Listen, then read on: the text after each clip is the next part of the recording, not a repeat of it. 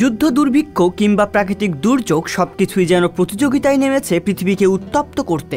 বিশ্বের চলমান যুদ্ধাবস্থা আর রাজনৈতিক অস্থিতিশীল সময়ে মানুষ যখন টালমাটাল অবস্থায়, তখনই খবর এলো ইতিহাসের দ্বিতীয় বৃহত্তম দাবানলের।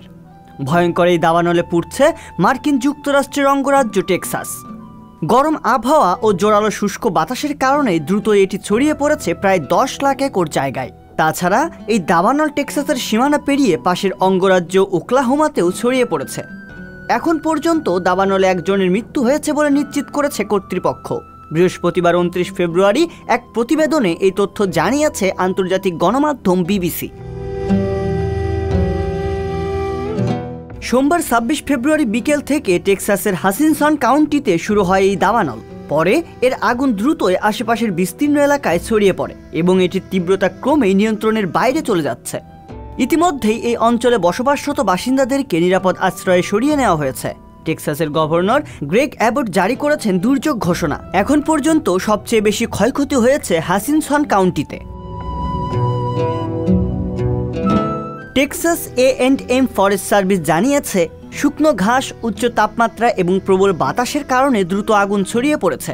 তবে বাতাসের গতি কিছুটা কমেছে। আগুনের বিস্তার নিয়ন্ত্রণে কাজ করা হচ্ছে। টেক্সাস ডিভিশন অফ ইমার্জেন্সি ম্যানেজমেন্টের মুখপাত্র সেথ ক্রিস্টেনসেন বলেছেন, আগুন নেভাতে ইতিমধ্যে শতাধিক অগ্নি নির্বাপক কর্মী এবং ফার্স্ট রেসপন্সারকে মোতায়েন করা হয়েছে। ভয়াবহ এই দাবানলের নামকরণ করা হয়েছে স্মোক হাউস ক্রিক ফায়ার, যে এখন পর্যন্ত প্রায় 250,000 একর জমি ভস্মীভূত করেছে। এর আগে 2006 সালে ইস্ট অ্যামারিলো কমপ্লেক্সের অগ্নিকাণ্ড ঘটে। সে সময় 9 লাখ একরের বেশি জমি দাবানলে পুড়ে যায়। বায়ুর গুণমান খারাপের কারণে ন্যাশনাল ওয়েদার সার্ভিস অ্যামারিলোর কাছাকাছি বাসিন্দাদের তাদের পোষ্যপ্রাণীর সাথে বাড়ির ভিতরে থাকার জন্য সতর্ক করে দিয়েছে। টেক্সাস কর্তৃপক্ষ কৃষি ও গবাদি পশুর উপর সম্ভাব্য প্রভাব সম্পর্কে কৃষকদের সতর্কতা জারি করেছে। ক্ষতিগ্রস্ত এলাকায় 4500টিরও বেশি বাড়ি এবং ব্যবসায়িক প্রতিষ্ঠান বিদ্যুৎবিহীন রয়েছে। অ্যামারিলোতে ফ্যান্টেক্স পারমাণবিক অস্ত্র সাইটের উত্তরে আগুন ছড়িয়ে পড়ায় মঙ্গলবার রাতে কেন্দ্রটি সাময়িকভাবে বন্ধ করে কর্মীদের সরিয়ে নেওয়া হয়। প্ল্যান্টটি মার্কিন পারমাণবিক অস্ত্রের সমাবেশ, ভাঙন এবং রক্ষণাবেক্ষণের জন্য একটি গুরুত্বপূর্ণ স্থান। রিয়াজুল ইসলাম, সংবাদ প্রকাশ।